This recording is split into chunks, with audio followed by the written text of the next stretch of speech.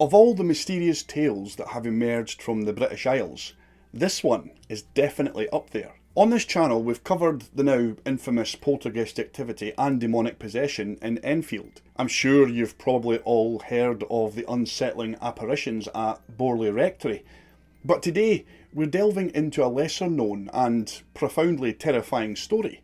This is the haunting of a family by an evil presence in a Welsh remote farmhouse. Hi folks, I'm Johnny and welcome to The Oddest. This case has been called many things: the Welsh Amityville, the Hellfire Farm and the Witch Farm. Join me now as we explore the chilling curse of Heol Fanog. I didn't want them frightened, so I had to hold it together. Which any mother would, I think.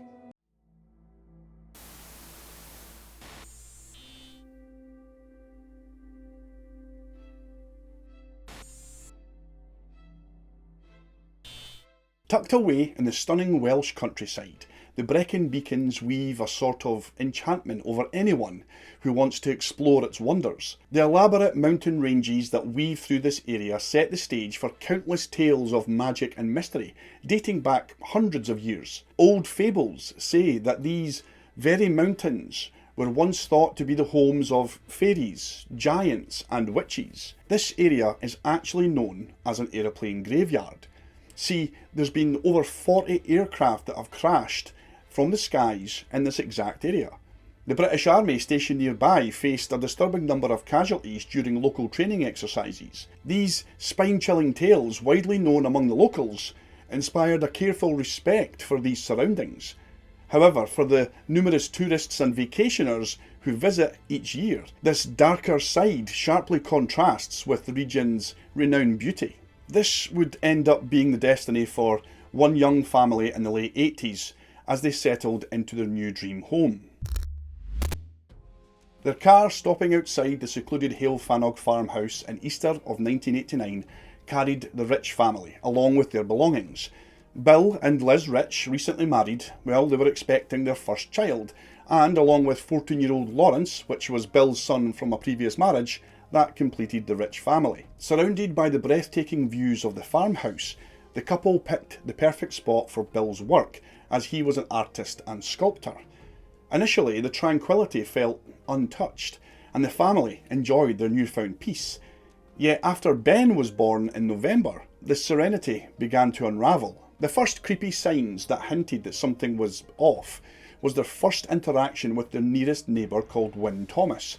He made absolutely no secret of displaying his disgust for his new English neighbours. He took Bill aside and warned him about the property, essentially saying that it was cursed. This is like the beginning of one of those horror movies, where the happy family rocks up in their car and then there's this creepy neighbour warning them about the property. They basically brushed all this off. They made a few comments amongst themselves about the strange neighbour and they started moving in. It was a few weeks later, in the early hours of the morning, when Bill was awoken to a loud banging noise within the house. He sat bolt upright and he noticed that Liz was fast asleep beside him. He then realised that this banging noise was actually loud footsteps. It was someone coming up the stairs. Had someone broken into the house? Bill hopped out of bed and tiptoed to the closed bedroom door.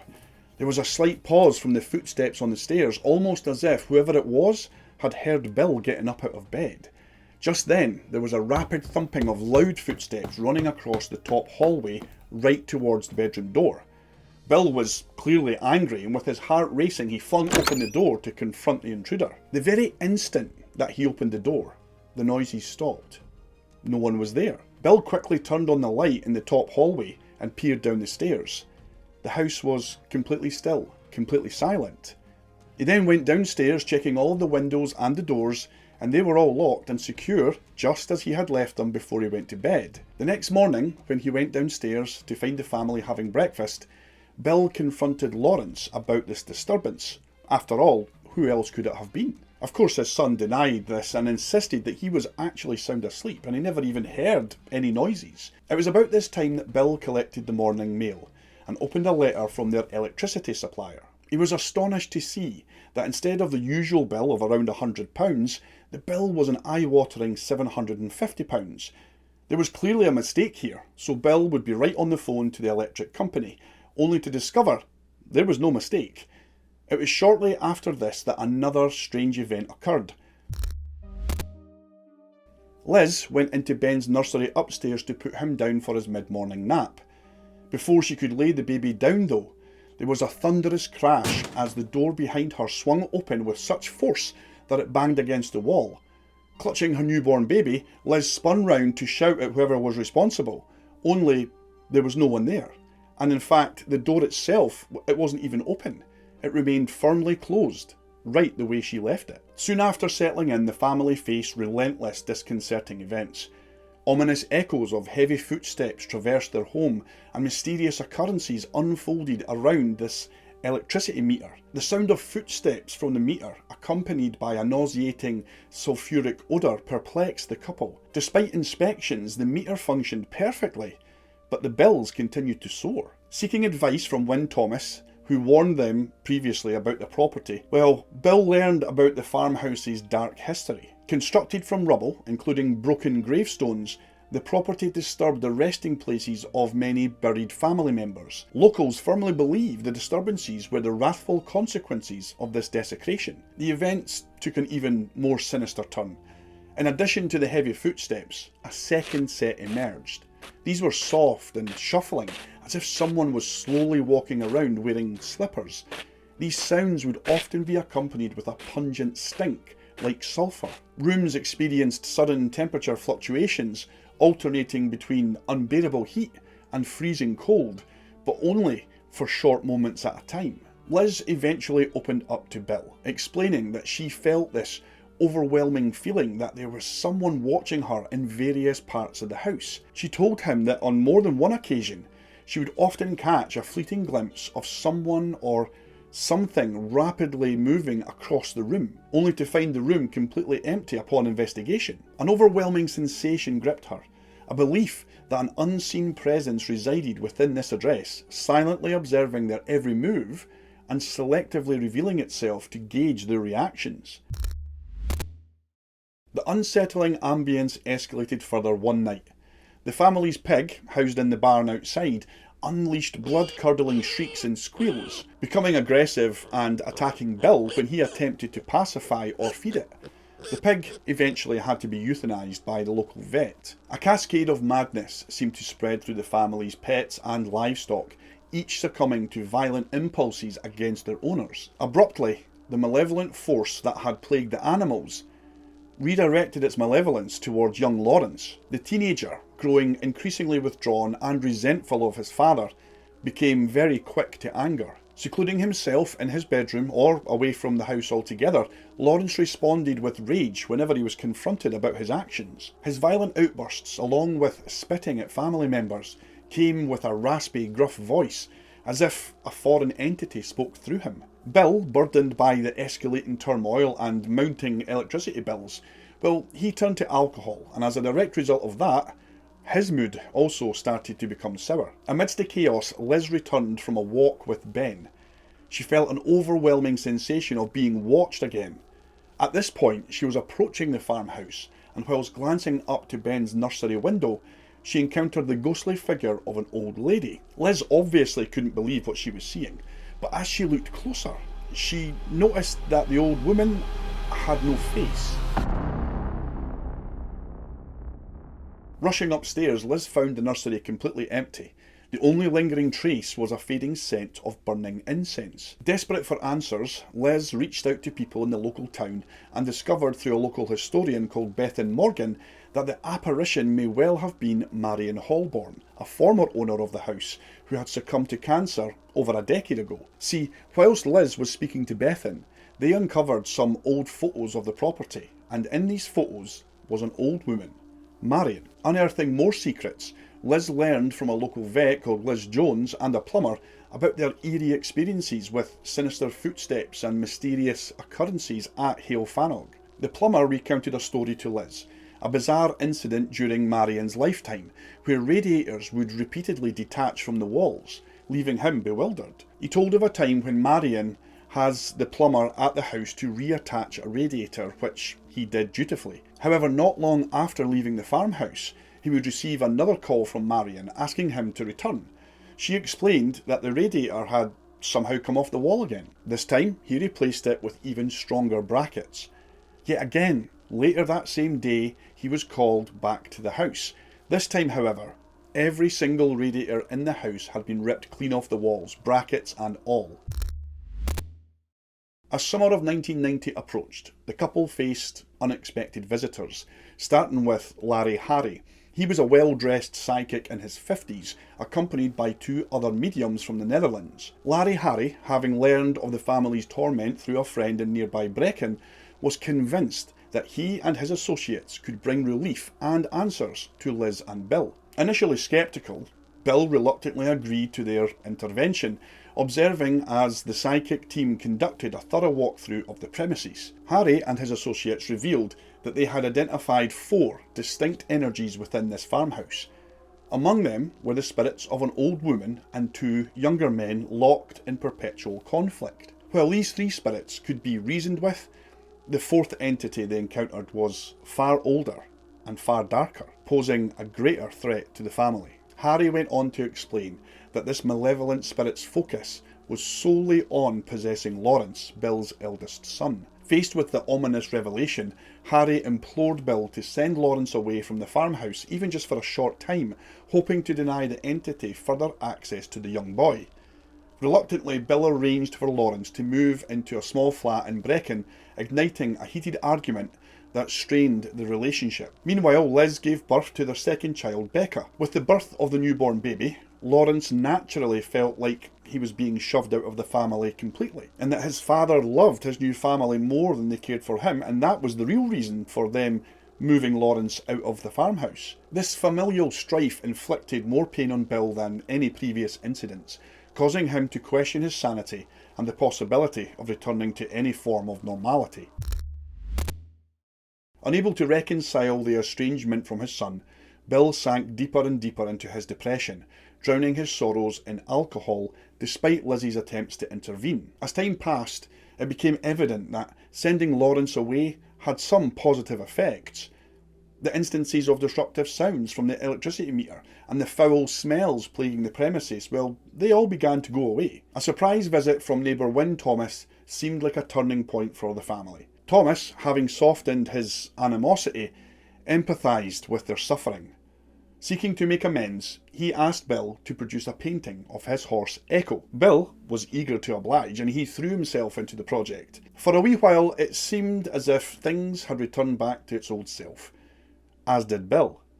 However, as weeks passed, Bill's mental health deteriorated once more. Frustration over minor mistakes in the painting led to fits of rage, resulting in the destruction of several canvases. For some reason, Bill, who was a very experienced artist, he just couldn't get certain aspects of the painting right. See, he would paint the animal standing in the field perfectly, but then when it came to painting the horse's right hind leg, well, it would appear wonky and distorted, and Bill just couldn't fathom why this was happening. Months of relentless attempts passed before Bill finally succeeded in capturing the elusive essence of Echo in this painting. With the project now complete, he eagerly handed the finished piece to Wyn Thomas, who expressed ecstatic delight. The painting was perfect and he loved it. However, this would be short-lived. One evening, a phone call from Wyn Thomas shattered the newfound contentment. In a fit of rage, Thomas ranted about discovering Echo standing in the exact same spot that was depicted in this painting, and his right hind leg was gruesomely broken, forcing Wyn to have the animal put down. Despite Bill's previous explanation for the painting's delay, Thomas severed all ties, declaring that Bill's family is cursed by the devil. The fallout from this exchange unleashed a nightmare upon Liz. Bill transformed into a mere shadow of himself, drowning his sorrows in alcohol once more, while neglecting his artistic endeavours altogether. His hands bore horrific injuries, swollen and split, resembling wounds from a razor. Medical intervention controlled the swelling, but failed to temper his irrational mood swings. In an attempt to lift some spirits, Liz took Ben and Becca for a wee walk in the fields surrounding the house. Returning with the children, she felt an overwhelming sense of foreboding upon re-entering the residence. Standing by the stairs, Liz heard a disturbance, and then witnessed a dark, hulking entity about 7 or 8 feet tall materialise out from the wall.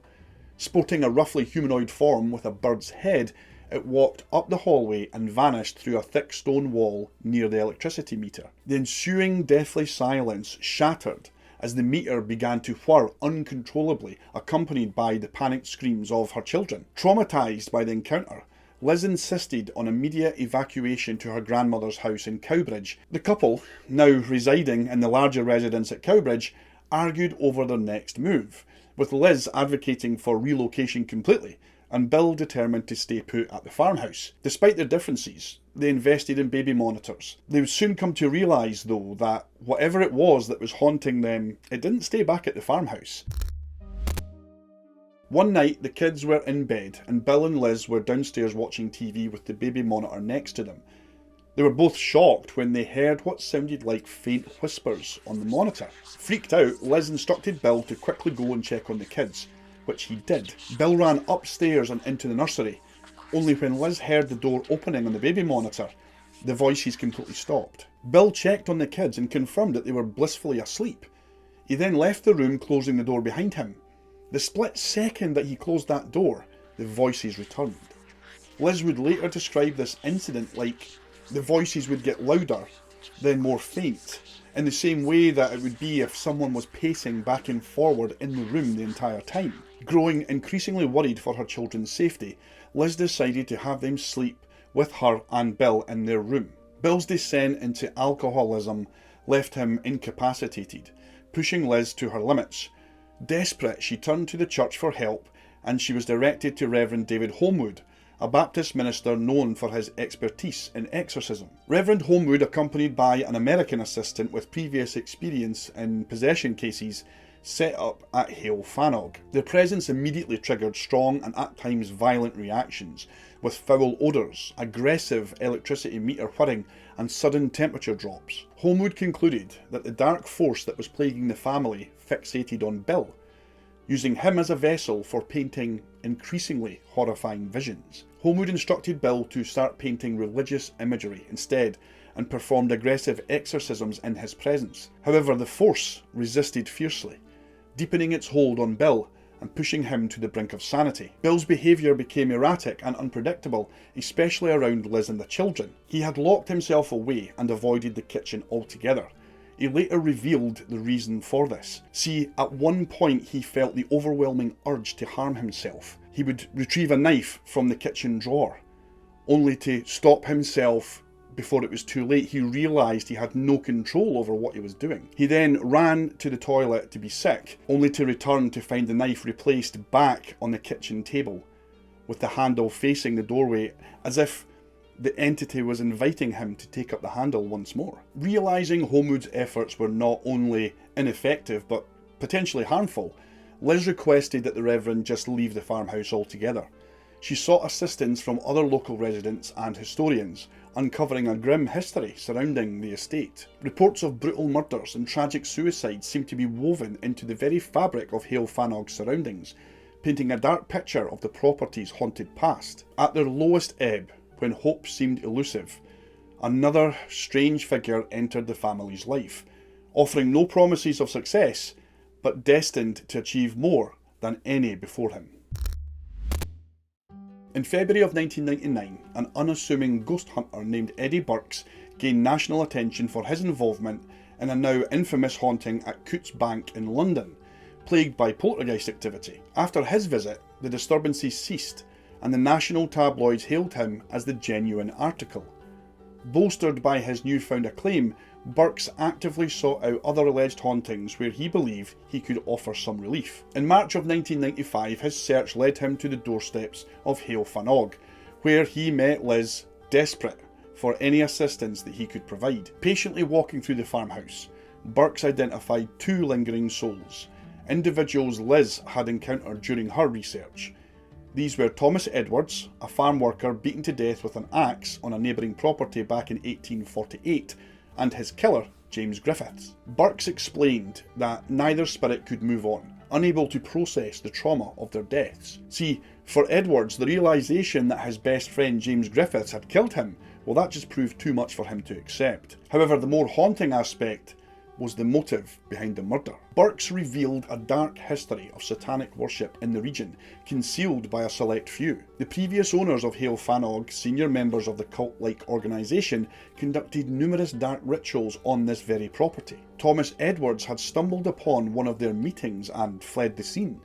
Recognised by several cult members, the landowners abducted and threatened his best friend James Griffiths, coercing him into committing the murder under the threat of violence against his own family. Griffiths had no alternative. He had to kill his best friend. So he did just that, only to find the promise of protection.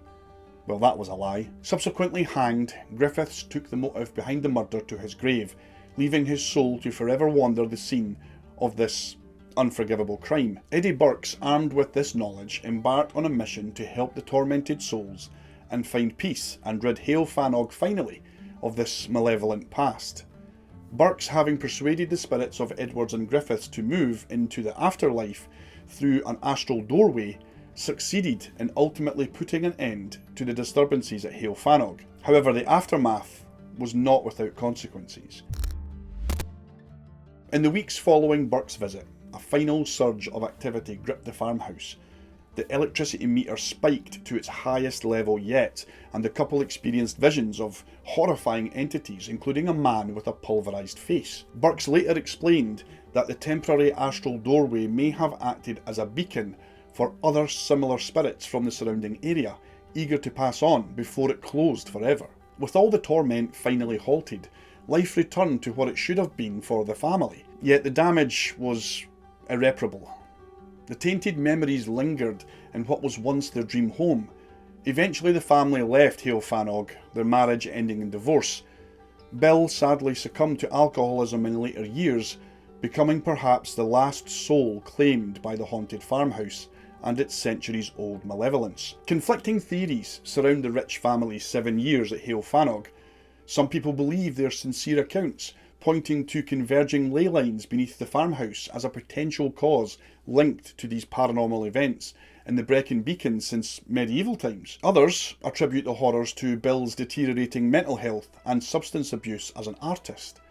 The involvement of Reverend Holmwood and other mediums may just have reinforced the family's supernatural beliefs, leading to decisions that worsened the situation. A distinctive aspect of the Heol Fanog story is the role of the electricity meter, spiking coincidentally with key events. Were the spirits drawing power to manifest themselves to the family, or were Bill and Lizzie's actions affecting power usage as they grappled with increasingly vivid figments of their own imaginations? Reports of hauntings often associate power usage with paranormal activity, with investigators noting inexplicable power loss in their own equipment. This suggests an intriguing relationship between daily electricity usage and unseen forces that may coexist with us. Regardless of whether the events of Heol Fanog were real or just imagined, the fear that they instilled among the Rich family and others who visited that property was undeniable. That's it for this video, folks. I can't thank you enough for taking the time to watch any of my content.